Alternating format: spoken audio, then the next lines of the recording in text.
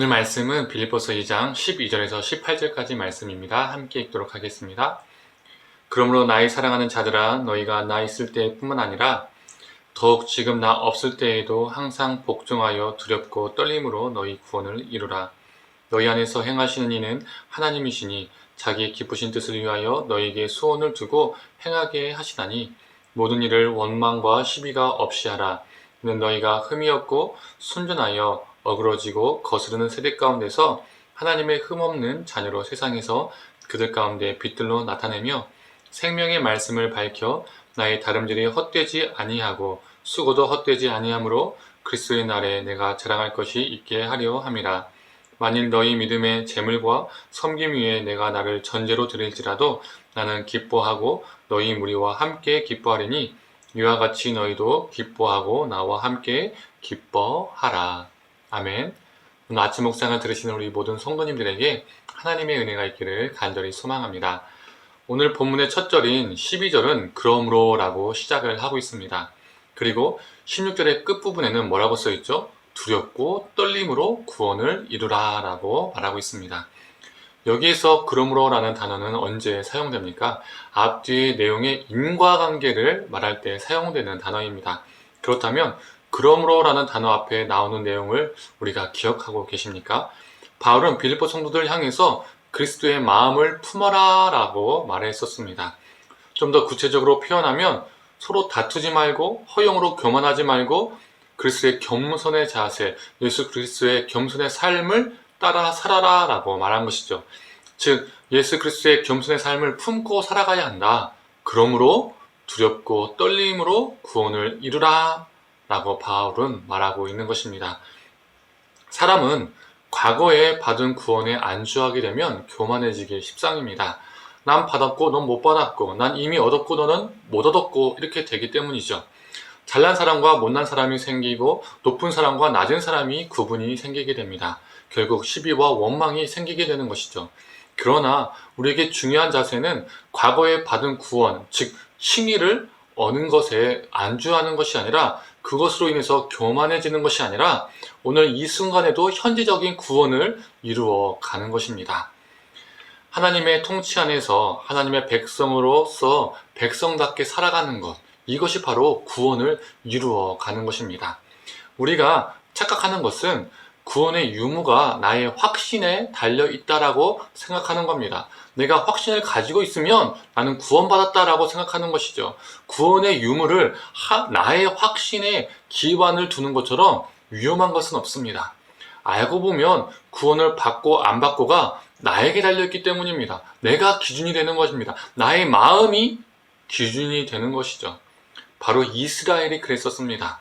그들만큼 구원의 확신이 찬 민족은 없었습니다. 자신들은 구원받은 백성들이라 확실하게 믿었었습니다. 그러나 그게 자신들의 올무가 되었죠. 하나님께 심판받는 이유가 되었습니다. 예수 그리스도가 자신들을 앞에 있는데도 예수 그리스도를 만나지 못하게 하는 이유가 되었었습니다.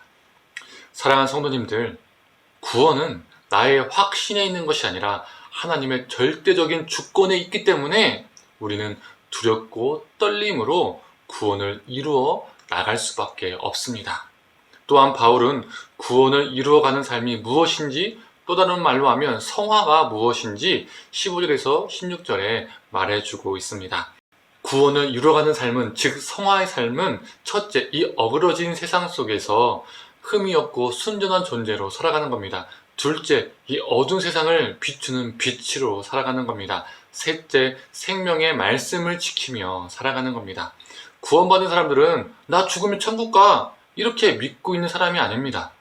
이 땅에서 흠이 없는 존재로, 순전한 존재로, 빛으로 살아가는 자, 또한 하나님의 말씀을 붙잡고 살아가는 자, 즉 현재적 구원을 이루어 가는 자가 구원받은 사람입니다. 바울은 이 구원을 이루며 사는 것이 너무 중요했기 때문에 빌립보 성도들을 향해서 너희들이 구원을 이루며 살 수만 있다면 나는 너희들을 위해서 전제물로 나를 드려도 기쁘고 기쁘다라고 표현하고 있습니다. 즉 자신이 희생되어도 너희가 구원을 이룰 수만 있다면 나는 슬프지 않고 기쁘다라고 말하고 있는 것이죠. 우리도 이러한 비슷한 경험이 있지 않습니까? 내가 사랑하는 누군가가 믿음이 성장하고 성화되는 과정을 볼 때 어떻습니까? 기쁘고 기쁩니다. 그 과정 속에서 그 사람을 섬기는 것이 너무나 아깝지 않습니다. 손해보는 것 같지 않습니다. 그저 기쁨으로 다가올 때가 있습니다. 이처럼 성화는 아름답고 기쁜 일입니다. 사랑하는 성도님들, 저와 우리 성도님들 모두 주님이 부르시는 그 마지막 날까지 구원을 이루며 살아가는 존재가 되기를 간절히 소망합니다. 그래서 오늘보다 내일이 더 흠이 없고 더 순전한 존재로 성화되고 하나님의 생명의 말씀에 붙들려서 이 어그러진 세상에 빛으로 살아가는 저와 우리 성도님 되기를 간절히 축원합니다. 함께 기도하겠습니다. 하나님, 난 예수 믿으니까 구원 받았어. 이렇게 말하면서 안주하는 신앙이 아니라, 그리고 구원을 나의 확신에 나에게 두는 것이 아니라, 구원은, 그 구원의 절대 주권은 하나님께 있음을 기억하면서 하나님, 날마다 두렵고 떨림으로 구원을 이룰 수 있는 우리가 되게 하여 주시옵소서. 이 땅에서 하나님께서 부르시는 그날까지 성화의 삶을 살 수 있는 존재가 되게 하셔서 이 어그러진 세상 속에서 순전한 존재로, 또 하나님의 말씀을 붙드는 존재로, 그리고 이 땅을 비추는 존재로 살게 하여 주시옵소서. 감사드리며 사랑에 많으신 예수님의 이름으로 기도드립니다. 아멘.